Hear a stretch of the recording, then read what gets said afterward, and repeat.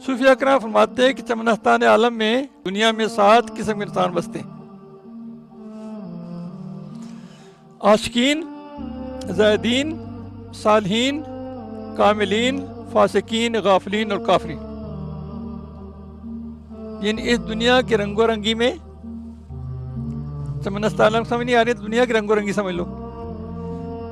دنیا کے رنگ و رنگی بو میں، یعنی دنیا کے نظام میں، دنیا کے رہن سہن میں 7 قسم کے انسان بستے ہیں اس دنیا میں: عاشقین، زاہدین، صالحین، کاملین، فاسقین، غافلین اور کافرین۔ جب انسان دنیا سے مرے گا نا تو پھر یہ تمنا کرے گا مجھے اللہ باپ بھیج دے کہ میں تیرے راہ میں خدا میں خرچ کر کے اور صالحین میں سے ہو جاؤں، اور کسی بات کی نہیں کرے گا۔ صالحین کتنا بڑا مقام ہے۔ یہ بھی اس کے بعد آ رہے ہیں، اس سے پہلے اور بھی ہیں۔ کون؟ عاشقین ہیں، زاہدین ہیں، اور تیسرے نمبر پہ صالحین آ رہے ہیں، پھر کاملین، پھر آگے وہ تو مردود ہے نا، فاسقین اور غافلین اور کافرین۔ تو جو عشق والے ہیں نا وہ تجھے حال میں پہچان گئے، عشق والے جو ہیں وہ تجھے ہر حال میں پہچان گئے، اور کل بات تیری دنیا سے پریشان گئے، ہے نا؟ عشق والے جو ہیں وہ تجھے ہر حال میں پہچان گئے، اور عقل والے تیری دنیا سے پریشان گئے۔ دنیا میں ہر شخص اپنی من پسند زندگی گزار لیتا ہے، اپنے ہم جنسوں کو پہچان بھی لیتا ہے، ان کے پاس جا بھی لیتا ہے کہ جنہیں سے پیار کرتی ہے،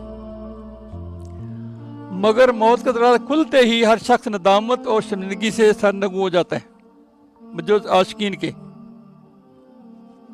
تب ہر شخص افسوس سے ہاتھ ملے گا۔ مانتے ہیں کہ حضرت احمد بن خضریہ کو رب سے خواب میں ملاقات ہوئی، اللہ تعالیٰ نے فرمایا کہ بہت سے لوگ مجھ سے چاہتے ہیں، بہت سے لوگ مجھ سے بہت کچھ چاہتے ہیں، بہت سے لوگ مجھ سے بہت کچھ چاہتے ہیں، مگر حضرت باستامی مجھ کو چاہتے ہیں اور کچھ نہیں چاہتے۔ المختصر زیدین کہیں گے کاش ہم عاشقین ہوتے، اگر وادی فنا میں ہی گم ہو جاتے۔ تو فرمان سنے کتب الاقطاب، امام الطریقت شہنشاہ نقشبند سیدنا خواجہ بہودین نقشبند، بخاری رحمۃ اللہ کا فرمان ہے کہ اہل اللہ کے ساتھ وہ شخص چل سکتا ہے جو اپنے آپ سے بالکل خالی ہو چکا ہو، یعنی طلب خواہشات اختیاری صفات سے بالکل پاک ہونا، وہ چل سکتا ہے۔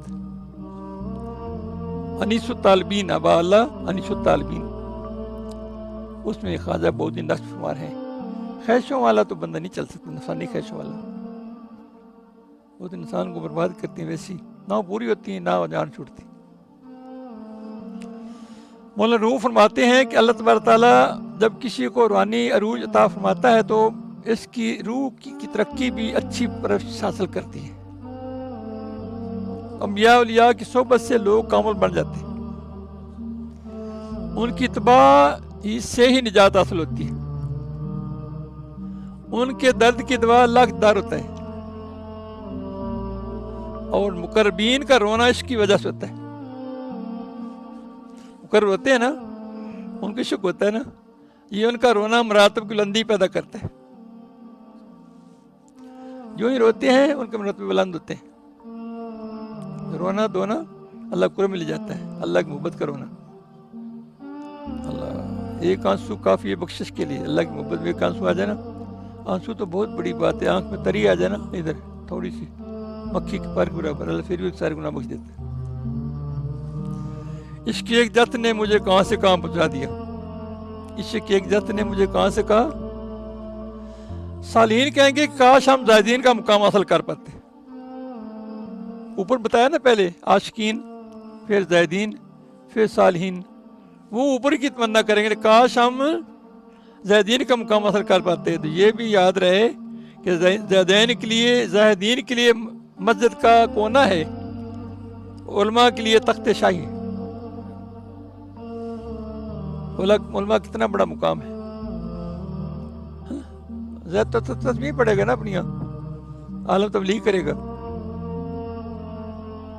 وہ اپنی عبادت کرے گا تو وہ کئی مخلوق کو ساتھ لے جائے گا۔ आलम का बड़ा मुकाम है, बहुत बड़ा मुकाम है आलम रब्बानी का। अल्लाह अल्लाह आलम रब्बानी कौन होते हैं? अल्लाह वाले। नहीं समझ? आलम रब्बानी कौन? अल्लाह वाले।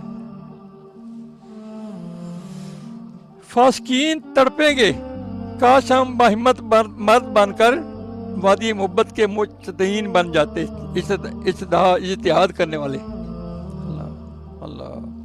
गाफिलीन तमन्ना से रोएंगे, काश हम जाकिरीन मतीन बन जाते, जाकिरीन बन जाते, मती बन जाते, होकर इत्बा मुस्तफा सल्लल्लाहु अलैहि वसल्लम में आ जाते तो निजात पा जाते। काफिर अपना सर पीटेंगे, काश हम मुसलमान बन जाते, मगर उस वक्त वजूद निदामत कुछ हासिल होगा। तो अभी वक्त है, नकारा अजल बजने से पहले सब कुछ किया जा सकता है। जब मौत का नकारा बज गया फिर कोई समझ नहीं आनी, फिर तो क्या जवाब देगा।